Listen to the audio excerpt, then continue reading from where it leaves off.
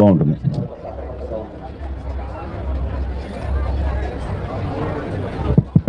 త్రివిక్రమ్ శ్రీనివాస్ గారు పుస్తకాన్ని ఆవిష్కరించి తొలి ప్రతి శ్రీ కృష్ణ కౌండిన్య గారికి అందజేస్తారు.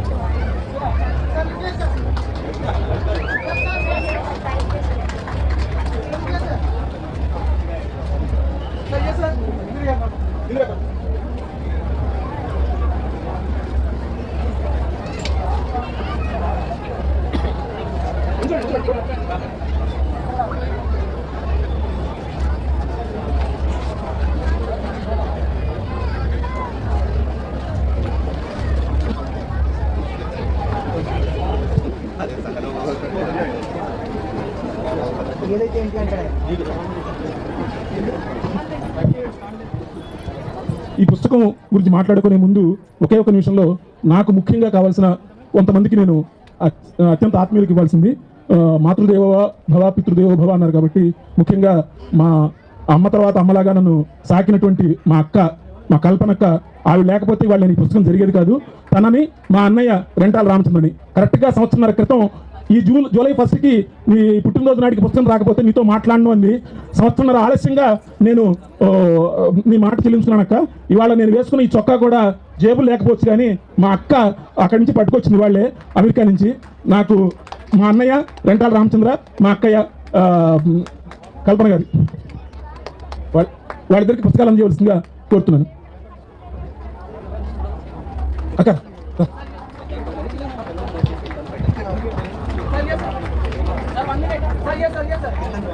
పెద్దలు, గౌరవనీయులు, ముందుగా చంద్రశేఖర్ రెడ్డి గారికి నమస్కారం. నేను ఆయన పేర్లు మామూలుగా కాలం చివరిలో చూడడం తప్పితే చాలాసార్లు ఇదే మొదటిసారి ఆయన కలవటం. నమస్కారం సార్. అండ్ ఎంఎస్కో విజయ్ కుమార్ గారికి, నేను భీమవరంలో ఉన్నప్పుడు పుస్తకాల వెనకాల ఉన్న పబ్లికేషన్ కంపెనీ అంటే సినిమా కంపెనీలాగా, అంటే ఒక రకంగా చెప్పాలంటే సినిమాలకు సంబంధించి విజయవాహిని ఎలాగో పుస్తకాలకు సంబంధించి ఎంఎస్కో అలాగే. సో అలాంటి విజయ్ కుమార్ గారిని కలవడం చాలా చాలా చాలా ఆనందంగా ఉంది. నమస్కారం సార్, కృతజ్ఞతలు. మీతో మంచి సమయం గడపగలిగాను. అండ్ మిత్రులు కృష్ణ కౌండిన్య గారికి, అండ్ మాకు చాలా ఆత్మీయులు, నా భార్య ద్వారా పరిచయం, మా కుటుంబ సభ్యుల్లో ఒకరైపోయిన మావిడి హరికృష్ణ గారికి. ఆయన ఏంటంటే మనం ఇందాక జయదేవ్ గారు చెప్పినట్టు నిలువెత్తు తెలంగాణ ఆత్మీయత ఏంటంటే హరికృష్ణ గారే. అంటే మీరు ఏది అడగండి కడుపులోంచి అన్నం తీసి పెడతారంటారు చూసారా, అలాగా ఏది అడిగినా అది ఆయన ఏమంటారని ఇంకో చోటకి వెళ్ళైనా సరే తీసుకొచ్చి మన కోసం చేసి పెట్టేంత మనసున్న వ్యక్తి. సో సహజంగా అదే జరుగుతుంది కాబట్టి సో వారికి, మిగతా పెద్దలందరికీ నా నమస్కారాలు. అండ్ అన్నిటికంటే ఇక్కడికి రావడానికి ముఖ్యమైన కారణం జయదేవ్. ఏంటంటే నాకు ఎప్పుడు నేను అతడు సినిమా తీస్తున్న రోజుల్లో నాకు మద్రాసులో పరిచయం. అప్పుడు ఇండియా టుడేలో పనిచేసేవాడు. సో ఇండియా టుడేలో అతను రాసిన కాలముల చివరిలో ఉన్న అతని పేరు చూసి నాకు ఇతను ఎవరో బాగా రాస్తున్నారు అని చెప్పి అతనంటే ఇష్టం ఉండేది. సో మీ ఇద్దరం అక్కడ కలిసిన తర్వాత ఓకే ఇతనే ఆ రాసే జయదేవ్ అని తెలిసిన తర్వాత ఇద్దరి మధ్య స్నేహం మొదలైంది. ఆ స్నేహం ఇన్ని సంవత్సరాలుగా ఇంకా నడుస్తూనే ఉంది. సో దానికి అతని సాహిత్యం కానీ నా సినిమాలు కానీ రెండు పెద్ద ఏం అర్థం కాలేదు. ఏమంటారు దాన్ని ఎంతో కొంత ఉపయోగపడ్డాయి తప్ప ఏమైనా అవసరమైతే గీతే. కానీ అతను నా గురించి 2-3 చెడ్డ రివ్యూలు రాశాడు. అది అతని మీద నేను తర్వాత మాట్లాడతాను నా సినిమాల గురించి. సో నాకు ఈ పుస్తకం ఇప్పటికి నేను 200 పేజీలే చదివాను. వీళ్ళిద్దరిని చూస్తే భయం వేసింది. వీళ్ళు మొత్తం చంద్రశేఖర్ రెడ్డి గారు అంటే ఎడిటర్ కాబట్టి చదివి ఉండొచ్చు, కానీ వీళ్ళిద్దరు కింద నుంచి పైదాకా చదివేశారు. ఇంకా వీళ్ళిద్దరూ మాట్లాడిన తర్వాత నాకు అనిపించింది ఏంటంటే, నేను 1931లో ఆలమ్మారా తీశారు, 34లో భక్త ప్రహ్లాద్ తీశారు, మధ్యలోనే కాళిదాస అనే తొలి తమిళ తాకి తీశారు. నేను మాట్లాడదలుచుకోలేదు, ఎందుకంటే నేను పోటీగా ఉండే ఏరియాలోకి ఎంటర్ అవ్వను. సో అందుకని నేను పోటీ లేని ఇంకో ఏరియాలోకి ఎంటర్ అవుతాను. ఏంటంటే ఈ పుస్తకం చదువుతుంటే బేసిక్గా ఫస్ట్ రీల్ కథకి మొదటి వాక్యాలు చాలా ఇంపార్టెంట్ అని చెప్తారు ఎవరైనా కానీ. ఎందుకంటే కథ లోపలికి మనం తీసుకెళ్ళటం అనేది చాలా ఇంపార్టెంట్. మొదట తీసుకెళ్ళిన తర్వాత ఆ తర్వాత కొంచెం నత్తనడక నడిచినా కానీ సరే ఇంకేదో జరుగుతుందని అమాయకత్వంతో కొన్ని పేజీలు తిరిగేస్తాం. ఆ తర్వాత ఇంకేమైనా చెప్పగలిగితే ఓకే, లేదంటే చాలాసార్లు మనం మోసం చేసేస్తుంటారు, అది వేరే విషయం. కానీ సినిమాకి కూడా మొదటి రీలు, ఇంటర్వెల్, క్లైమాక్స్ చాలా ఇంపార్టెంట్ అని చెప్తారు. సో ఇది ఫస్ట్ రీల్ అని పేరు పెట్టారు. ఎందుకంటే నా ఉద్దేశం ప్రకారం తెలుగు సినిమా తాలూకు తొలి రోజుల గురించి మాట్లాడుతున్నారు కాబట్టి ఫస్ట్ రీలు. ఈ పుస్తకం కూడా ఎలా ఉందంటే ఫస్ట్ రీల్ ఎంత ఇంట్రెస్టింగ్గా ఉండి మొదటి 10 నిమిషాల్లో సినిమాలోకి లాగేయాలో అంత ఇంట్రెస్టింగ్గా రాశారు. ఎందుకంటే బేసిక్గా నేను పరిశోధనాత్మక గ్రంథాలు చదివే టైప్ వ్యక్తిని కాదు, నేను చరిత్రలో వీక్. ఎందుకంటే నాకు మామూలుగా ఆ ఫలానా రాజుల కాలం నాటి శాసనం అని మొదలు పెట్టగానే వెంటనే నాకు హిస్టరీ ఎగ్జామ్ గుర్తొస్తుంది, భయం వేస్తుంది నాకు. అందుకనే లెక్కలు, సైన్స్ చదువుకున్నాను నేను. కానీ పరిశోధనాత్మక గ్రంథం 200 పేజీలు ఊరికే జనరల్గా నేను 2 కాఫీ టైంలో చదివేశాను అంటే హెడ్స్ ఆఫ్ టు జయదేవ్. ఎందుకంటే దాంట్లో నాకు అది చదువుతుంటే అప్పటి మూకీలు వేసిన గుడారాలు, కింద మట్టిలో కూర్చుని నేల థియేటర్లో సినిమా చూడటం, దగ్గర నుంచి చూడటానికి ఎక్కువ డబ్బులు కట్టడం, ఆ పక్కనే అమ్ముతున్న తంపడి వేరుశనక్కాయల తాలూకు వాసన, సోడాలు ఫ్రీ అంటే కనుక ఆ సోడా కొడుతున్న గోళీల తాలూకు సౌండ్, వీటన్నిటిని మాత్రం ఈ పుస్తకంలోకి పట్టుకొచ్చేసాడు. సో అది ముఖ్యంగా నాకు బాగా నచ్చిన అంశం. అన్నిటికంటే మనం సినిమా పోస్టర్కి పెద్ద విలువేమో. పోస్టర్ ఏంటంటే సినిమా పేరు చూడటానికి, లేదంటే అందులో యాక్ట్ చేసేవాళ్ళని చూడటానికి. అతను ఆ పోస్టర్ల ఆధారంగానే నాకు తెలిసి మేజర్ రీసెర్చ్ ఇందులో చేసేసాడు. ఆ పోస్టర్ల ఆధారంగానే ఓకే, ఈ సినిమా ఆ రోజున రిలీజ్ అయింది, ఈ సినిమా ఫలానా థియేటర్లో రిలీజ్ అయింది, ఈ సినిమా ఆ ఊళ్ళో ప్రదర్శించారు, ఇది 1931లో కాదు 32లో జరిగింది. సో ఇలాంటి వాటన్నిటికీ వాళ్ళ అమాయకంగా వేసిన పోస్టర్ని ఇతను అన్యాయంగా వాడుకున్నప్పటికీ కూడా దాంట్లో మనకి బోల్డ్ అంత ఇన్ఫర్మేషన్ ఇచ్చాడు. నేను ఇన్ఫర్మేషన్తో పెద్ద ఎక్కువ ఏమంటారు అబ్బుర పడిపోను. ఎందుకంటే ఇన్ఫర్మేషన్ ఈ రోజుల్లో మనకి చాలా హ్యాండీగా అయిపోయింది. ఇన్ఫర్మేషన్ చెప్పడం అనేది ఒకప్పుడు చాలా గొప్ప విషయం, ఎందుకంటే ఇన్ఫర్మేషన్ అందుబాటులో ఉండేది కదా. ఎప్పుడైతే ఈ అంతర్జాలం వచ్చేసిన తర్వాత, లేదంటే మీకు రకరకాల మాధ్యమాలు వచ్చేసిన తర్వాత, ఈ anything is just one click away. So మీరు ఒకసారి క్లిక్ చేస్తే మీకు ఇన్ఫర్మేషన్ వచ్చేస్తుంది. మరి ఇన్ఫర్మేషన్ కంటే ఇంకేం ఎక్కువ చెప్పాడంటే ఇందులో అనుభూతి చెప్పాడు.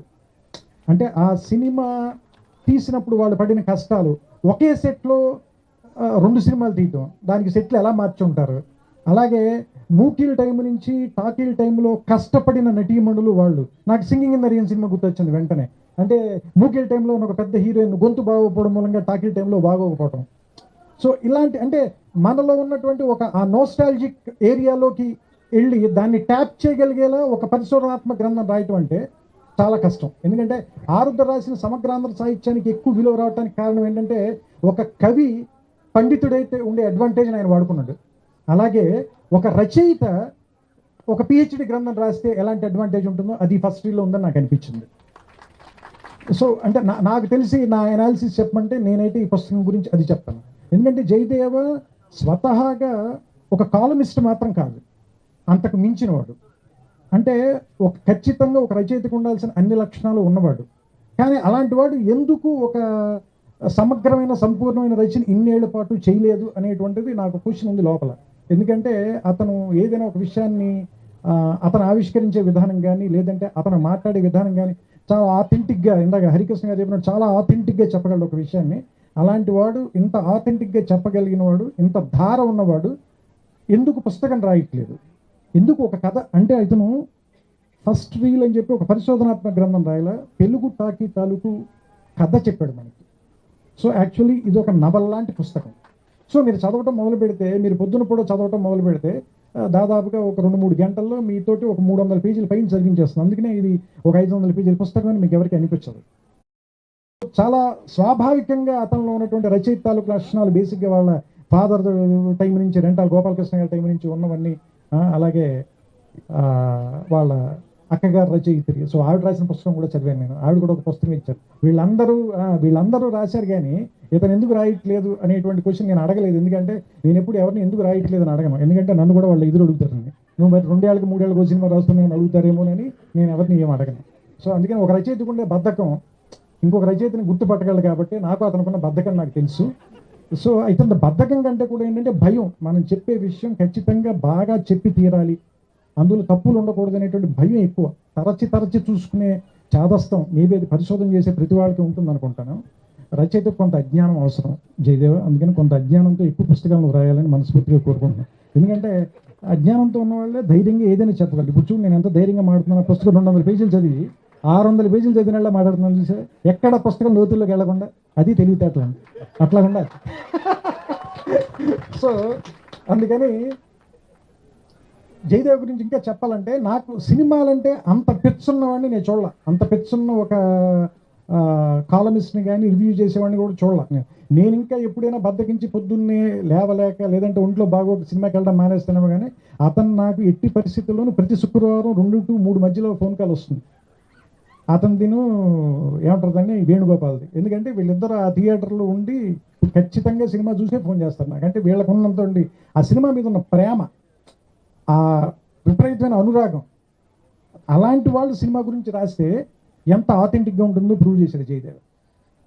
అండ్ ఇతని దగ్గర నుంచి నేను కోరుకునేవి ఏంటంటే, ఇంకా చాలా గొప్ప సినిమాల తాలూకు రివ్యూలు కానీ, లేదంటే విమర్శనాత్మక గ్రంథాలు కానీ, లేదంటే సినిమాల మీద అతని అభిప్రాయాలు కూడా, అతనిపైన అభిప్రాయాలు అవన్నీ రైట్ అవ్వాలని కూడా నేను కోరుకోవట్లా. తప్పైనా పర్లేదు, కానీ కొన్ని తప్పులు కూడా గొప్పగా చెప్పేవాళ్ళు కావాలి మనకి వెస్ట్రన్ సాహిత్యంలో చాలా ఉంటాయి అలాంటివి. ఏది చాలా వైల్డ్గా చెప్పగలుగుతారు హిస్టరీని కానీ, లేదంటే పరిశోధనాత్మక విషయాలు కానీ. అలా చెప్పే రచనలు మన తెలుగులో లేవని నా ఫీలింగ్. సో అలాంటి పుస్తకాలు ఎన్నో రాయగలిగినవాడు. ఎందుకంటే ముళపూడి వెంకటరమణ గారు తోడికోడల గురించి రివ్యూ రాయమంటే, నినాదించు ముందు కాస్త నిదానించమందు అని రాసే హెడ్డింగ్ ఎంత అందంగా పెట్టాడు చూడండి. అందులో చివరిలోకి వచ్చేసరికి సడన్గా ఏమంటారు దాన్ని, సమిష్టి వ్యవసాయం, వ్యక్తి వ్యవసాయం గురించి మాట్లాడతారు. ఈ సినిమాకి దానికి కథానికి సంబంధం ఏమైనా ఉందో, సినిమా పేరు తోడుకోడళ్ళు పెట్టావు నువ్వు, అందుకే ఏదైనా నినాదం చేసే ముందు కాస్త నిదానంగా ఉండవా అని ఎంత చక్కటి చొరకేశాడు చూడండి. అంటే విమర్శ కూడా అంత అందంగా చెప్పగలిగిన ఆయన కూడా సినిమా రంగం మింగేసింది అనుకోండి, అది వేరే విషయం. సో అందుకని జయదేవ్ కూడా సినిమా రచయిత అయ్యేలోపే ఇంకో కొన్ని పుస్తకాలు రాస్తే కనుక తర్వాత ఆటోమేటిక్గా ఎలాగో మింగేస్తాం కాబట్టి సో అలాంటి ఇంకా ఎక్కువ పుస్తకాలు రాయాలని, ఎక్కువ సమయాన్ని పుస్తకాలు రాయటంలో కూడా గడపాలని. ఎందుకంటే ఈ రికార్డు కూడా, ఎందుకంటే చరిత్ర గురించి మీలాంటి వాళ్ళు మాట్లాడుతున్నప్పుడు మీలాంటి వాళ్ళ చరిత్ర తర్వాత వాళ్ళు కూడా తెలుసుకోవడం చాలా అవసరం. అది పుస్తకాల ద్వారానే సాధ్యం అవుతుందని.